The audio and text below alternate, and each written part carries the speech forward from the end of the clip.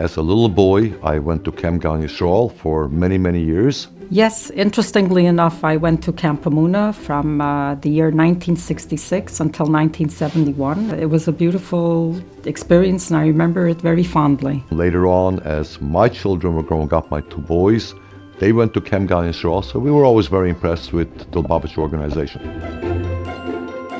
When Postville, after the raid, went under, when the government put it into bankruptcy, the REBBONIM in America called me for a meeting.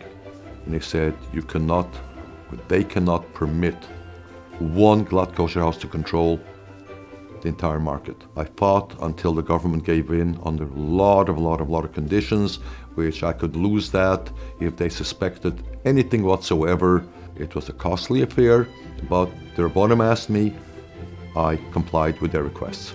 We have a very large CHK Lubavitch Hashgacha over there, so that even brought me closer to the Lubavitch organization.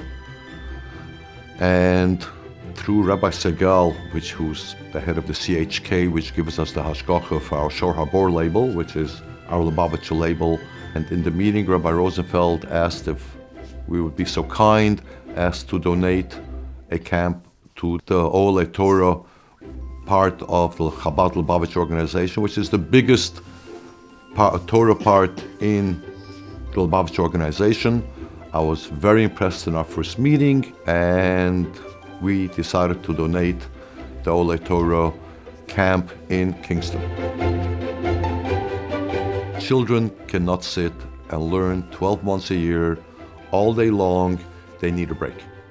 And a camp is where they can sit and learn, have fun, play ball, go swimming. Your Rebbe is not there, your Manal is not there. It's a different world. It's a fun world, and I think all children, all ages need it.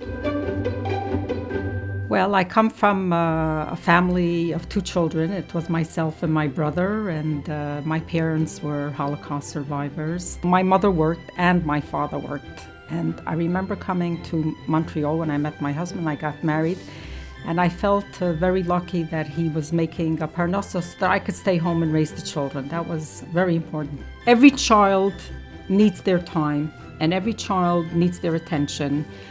And I was always there for the children, whether it was going for a Chumash Suda or a Siddur party or a Hanukkah party. I taught them how to ride their bicycles, and I took them for their driving lessons, and we went for visiting day to camp.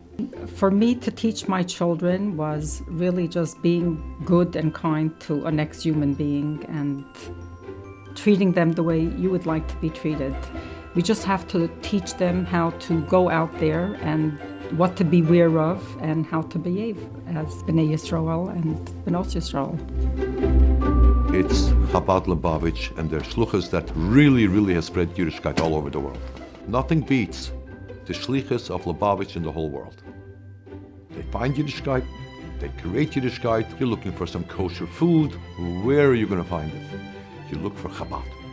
They're all part of the alumni of the Chabad Lubavitch, and I got to give them credit.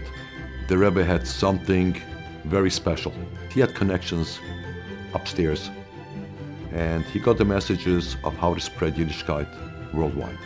If you even look today, China, Japan, you got the Far East. Who would ever go there? Only the Shluchim would go there. The Rebbe would ask them to go, and they wouldn't question them, and they would go, and before you know it, they've created Yiddishkeit in the other end of the world. My daughter in New York, her first 3 children are girls, and their names are Hani, Basi, and Devora. And once we went to a Rav, and he brought it to our attention that their initials are Chabad. And the first business my husband named in Israel was CBD. And it stands for Rosh Tevos Chabad. Chochma, Bina, and Das. Chani, Basi, and Devora. We always think, me and my wife, of how we can help children. We have built numerous yeshivas, schools all over the world. I pretty much say, don't hesitate to give tzedakah. If you give, it comes back tenfold. And I'm a witness to that, because Baruch Hashem, we have everything we need. and there's nothing missing from my life. Ladies and gentlemen, please join us as we honor Reb Hershey and Raisy Friedman as they dedicate the Hershey and Raisy Friedman campus of the Oholei Torah Overnight Summer Camp.